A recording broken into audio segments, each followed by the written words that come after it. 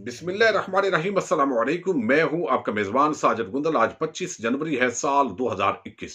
कराची कब्जा माफिया खरबों रुपए का एक नया स्कैंडल मंजरेआम पर आया है। कप्तान को जो रिपोर्ट पेश की गई है उसके अंदर होशरबा चौंका देने वाले इंकशाफात सामने आए। इस पर डिटेल से हम बात करेंगे। जरदारी के एक मुबैना फ्रंट मैन, उसकी आज दौड़े लगी हैं और वो मदद के लिए सिंध हाई कोर्ट पहुंचा है। इस पर भी बात करेंगे, लेकिन सबसे पहले मैं आपको बताऊं, 2 दिन पहले मैंने बात की थी कि चेयरमैन नैब ने एक इजलास किया और उसके अंदर उन्होंने फैसला किया है कि हम मेगा करप्शन के जो स्कैंडल है, खा उनका ताल्लुक जरदारी फैमिली से हो या उसका ताल्लुक शरीफ माफिया से हो, उस हवाले से कोशिश कर रहे हैं कि एहतसाब अदालतों के अंदर दरखास्तें दे ताकि ये जो मेगा करप्शन के स्कैंडल है ये जल्द मंजर जो है वो मंतकी अंजाम तक पहुंचे और इनके फैसला जात हो। लेकिन साथ ही वो बताते हैं कि इसलिए हमें कुछ मुश्किलात का दरपेश है और वो वाइट कॉलर क्राइम के अंदर ये हमेशा पूरी दुनिया के अंदर होता है, क्योंकि ये जो सिलसिला है इसका ताल्लुक सिर्फ पाकिस्तान से नहीं होता। ये करप्शन का सिलसिला बैन अल-अक़वामी नौइयत के एक नेटवर्क के साथ जुड़ा होता है। यहां पर से पैसा लिया जाता है, आगे मनी लॉन्ड्रिंग करके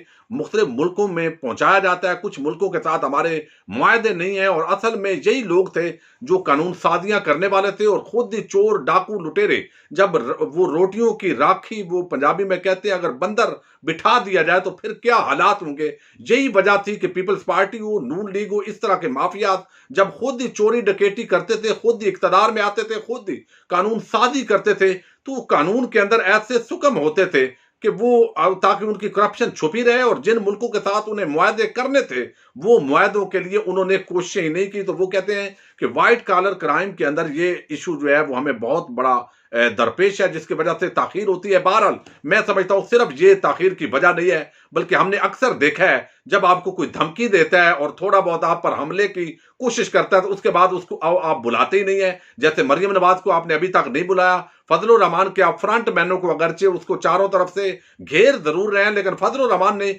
जब से आपको धमकी दी है आपने नहीं बुलाया। और बाद ऐसी शख्सियात भी हैं जिनके अंदर वाज़ेह एक आम थोड़ा बहुत भी सियासी फहम और फरासत वाला बंदा समझता है कि इसको दरपर्दा जो है या तो डील मिल गई है या थोड़ी ढील मिल गई है, तो ये काम भी मिलता है। और आज पाकिस्तान की अवाम बड़ी बाशऊर है। कोई इदारा भी पाकिस्तानी कौम के साथ इन चोरों डाकुओं लुटेरों के साथ मिलकर खेल खेलने की कोशिश करेगा तो वो बेनकाब होगा, वो पकड़ा जाएगा। और अभी इस हफ्ते के अंदर 2 आम केसेस हैं, उन पर भी अवाम की नजर है, देखते हैं उस पर क्या फैसला होता है। अब आपको इल्म है, आगा सिराज दुरानी ये बड़े आम आदमी है और ये ऐसा बंदा है जिसके घर से 35 गाड़ियां बरामद हुई थी।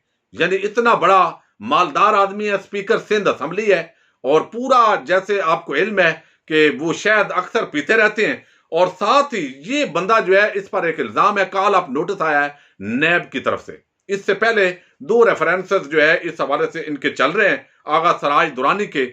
एक तो इसके अंदर जो है गैर कानूनी भर्तियों के अख्तियारात का कुछ नाजायज इस्तेमाल और आमदन से ज्यादा सजात का, लेकिन अब जो है गैर कानूनी भर्तियों पर इनको कॉल अप नोटिस दिया है नैब ने। और इनको ऐसे लगा है कि नैब इन्हें गिरफ्तार कर लेगी और ये सिंध हाई कोर्ट में पहुंचे हैं, वहां पर इन्होंने जमानत कबल गिरफ्तारी दायर की है और वहां जो है वो दरखास्त जमानत इनकी दायर है, वो कबल गिरफ्तारी मंजूरी होनी है, तो इनको जमानत वहां से मिली है। और इनका कहना यह है कि नैब मुझे नाजायज तौर पर गिरफ्तार करना चाहता है और मैं ये समझता हूं कि मैंने कोई ऐसा जुर्म नहीं किया। और नैब का इल्जाम यह है कि ये जो है यहां पर इन्होंने बेनजीर भुट्टो शहीद यूनिवर्सिटी लियारी के अंदर गैर कानूनी सिफारशी भर्तियां की हैं, जिनसे मुबैना तौर पर रकम भी वसूल की गई है। और ये गैर कानूनी भर्तियां थी, इनकी जरूरत नहीं थी और कुछ ऐसे लोगों को अपॉइंटमेंट की गई है जो इस ओहदों के एहल नहीं थे और ये बहुत बड़ी इसके अंदर करप्शन हुई है, लिहाजा हम चाहते हैं इस हवाले से इन्वेस्टिगेट करें। तो इस पर ये सिंध हाईकोर्ट पहुंचे हैं, जमानत कबल गिरफ्तारी करवा ली है। लेकिन दूसरी तरफ जो है वो इन पर ऑलरेडी रेफरेंसेस दायर हो चुके हैं। अब देखिए ये बंदा इस्लामाबाद से पकड़ा गया होटल से, फिर वहां से कराची पहुंचा और फिर इन सब की जमानतें हो जाती है और ग्राउंड एक ही होती है कि देखें जी बहुत ताखीर हो गई। अब इस पर आमदन से जायद असासाजात का जो रेफरेंस था उसके अंदर बड़े सीरियस एलिगेशन थे, उसके अंदर 20 मुल्जमान नामजद किए गए थे और उनके अंदर 1 अरब 60 करोड़ रुपए का कौमी खजाना को टीका लगाने का इन पर इल्जाम था। एमपी हॉस्टल सिंध असेंबली की नई तामीर जो हुई थी उसके अंदर खुर्द बुर्द का भी इल्जाम था और 35 गाड़ियां करोड़ों रुपए की मालियत की वो इनके घर से बरामद हुई थी, इनकी मलकियत के अंदर। जो बंदा इतना पैसा कमाने वाला है, दीदा है वो सोर्स ऑफ इनकम बताएगा तो बचेगा। लेकिन यहां पर वही मामला है, हम आपके सामने रिपोर्टिंग जो होती है वो रख देते हैं और फिर आपको भी कोशिश करते हैं, आप भी जागते रहें, हम भी जागते रहें, ताकि मुल्क और कौम को लूटने वाले कहीं फिर कोई नए गेम ना कर जाएं। तो अब ये सिंध हाई कोर्ट इस हवाले से पहुंचे हैं। एक और नई जो डेवलपमेंट आई है वो मैं आपके साथ शेयर करना चाहता हूं, और वो ये कि इस वक्त सिंध के अंदर वफाकी हुकूमत की बहुत सारी जमीन पड़ी हुई है, और ये जमीन जो है वफाकी हुकूमत की, इसकी मुबैना मालियत 2000 अरब रुपए है। ये बाकायदा वजीर आजम इमरान खान को एक आम रिपोर्ट पेश की गई है, उसके चंद नुकात मैं आपके साथ शेयर करता हूं। और ये बताया गया है प्राइम मिनिस्टर इमरान खान को कि वफाकी हुकूमत की कराची में 493 एकड़ जमीन मौजूद है, जिसकी मालियत 2000 अरब रुपए से ज्यादा है।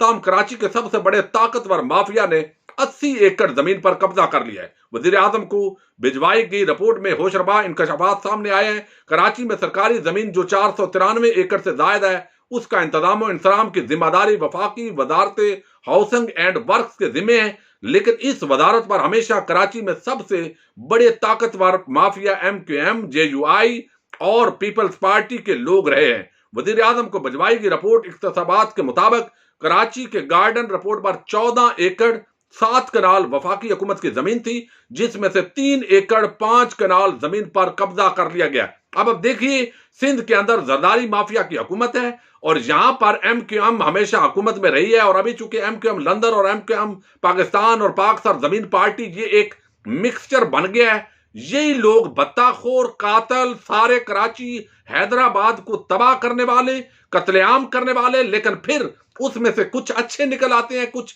बुरे निकल आते हैं। अब हुकूमत के अंदर है, कल को ये बुरे हो जाएंगे, पाक सरजमीन अच्छी हो जाएगी।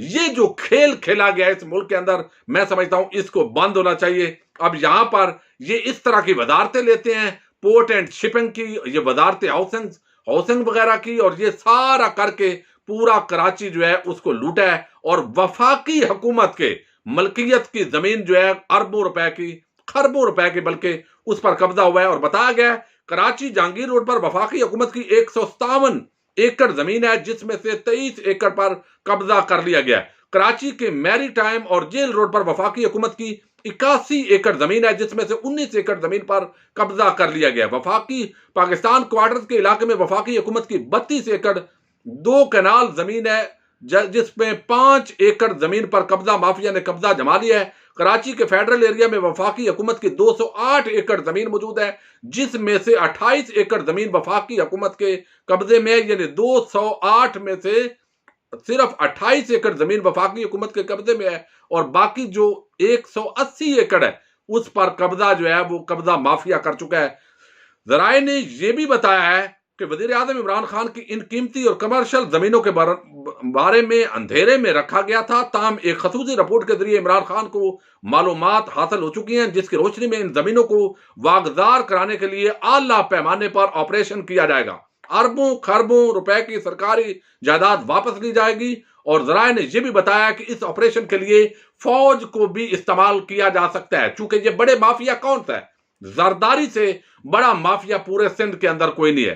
पहले तो मिस्टर 10% के नाम से उनको जाता था, पहचान थी, लेकिन अब जो है आप देखिए कि उससे भी कई गुना मामलात बढ़ गए हैं। लेकिन चूंकि पूरे सिंध के अंदर उनकी हुकूमत है, ये जमहूरियत है, जमहूरियत बेहतरीन इंतकाम है, लोग एड़ियां रगड़ कर मरे, जो भी हो, इलाज मुआवजा मिले ना मिले, एजुकेशन मिले ना मिले, लेकिन इनकी जमहूरियत बचनी चाहिए, इनकी 18वीं तरमीम बचनी चाहिए, NFC अवार्ड से इनको हिस्सा मिलना चाहिए, और बाकी तबाही बर्बादी जो भी इस मुल्क के मुकद्दर में लिखी है वो होती रहे। हमारे इदारे भी देखते रहें, अवाम भी देखते रहें, और ये मोहतरमा बेनजीर भुट्टो के नाम पर और जुल्फकार अली भुट्टो जिंदाबाद और जिंदाबाद जो है वो इस पर वोट भी मिलेंगे, सारा कुछ होगा। अब ये काम जो है ये माफिया है, और इन्होंने साथ किसको मिलाया, मलक रियाज को।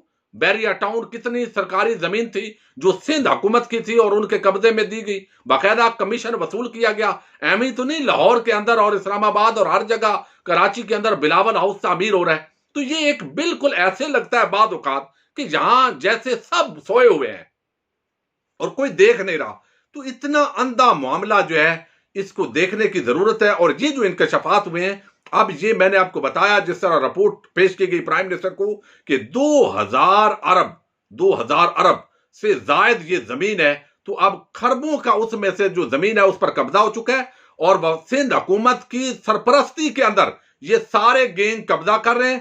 पहले बेच देते हैं, वहां पर प्लाट्स जब बेचे जाते हैं तामीरात हो जाती हैं, तामीरात होने के बाद जब हुकूमत आएगी सो के जागेगी, चूंकि ये तो नई हुकूमत आई है, यानी वजीर आजम जो है ज़ाहिर है पहले तो ये पहली मर्तबा बने हैं, तो बहुत सारे झंझट है। इदारों ने अभी किसी ने खुफिया रिपोर्ट दी तो पता चला कि इतनी खरबों रुपए की तो जमीन वहां पर पड़ी है, बाकायदा कब्जा हो गया। और मुझे बताइए, क्या कराची की सिटी जो हुकूमत होती है, सिटी डिस्ट्रिक्ट गवर्नमेंट या जो सूबे की हुकूमत है, उसकी मर्जी के बगैर, उसके जो ऑफिसर्स हैं, जिम्मेदार लोग हैं, उनकी रजामंदी के बगैर क्या कोई कब्जा कर सकता है सरकारी जमीन पर? ओवरऑल मैंने बताया था, जिस तरह पंजाब के अंदर शरीफ माफिया के जेरे साया बहुत सारे कब्जा ग्रुप एक्टिव हुए, इसी तरह कराची जो है ये कब्जा ग्रुप है। और ये वो चोर डाकू लुटेरों का एक नेक्सस है जो जब इन पर आंच आती है, जब इनकी दुम पर पांव आता है और कोई इदारा अगर थोड़ा बहुत एंटी करप्शन का, नैब का, FIA का, FBR का वो एक्टिव होता है, तो चूंकि असेंबलियों में ये लोग बैठे हुए हैं, कानून साजी इन्होंने करनी है, इजलास को ये चलने दें ना चलने दें, ये ब्लैकमेल करें हुकूमतों को, तो ये सारा कुछ चूंकि मुल्क इनको वोट देने के बाद, अवाम को तो हक है कि वोट वाले दिन इनको इंतखाबात के दिन वोट दें, उसके बाद जो मर्जी है ये करें, इनसे कोई पूछ ना सके। ये इनकी वो जमहूरियत है जो बेहतरीन इंतकाम है। अब देखते हैं इस बार वफाकी हुकूमत कब एक्शन लेती है, क्या एक्शन लेती है। यकीनन ये रिपोर्ट जो है चौंका देने वाली है कि किस तरह अंधेर नगरी है, सरकार का माल मुफ्त दिले बेरहम की तरह लुटता जा रहा है। अल्लाह पाकिस्तान की हिफाजत करे और हमारे इदारे चोरों डाकुओं को मंतकी अंजाम तक पहुंचाए। अपने मेजबान साजिद गुंदल को नेक्स्ट वीडियो तक के लिए इजाजत दीजिए। अल्लाह हाफिज।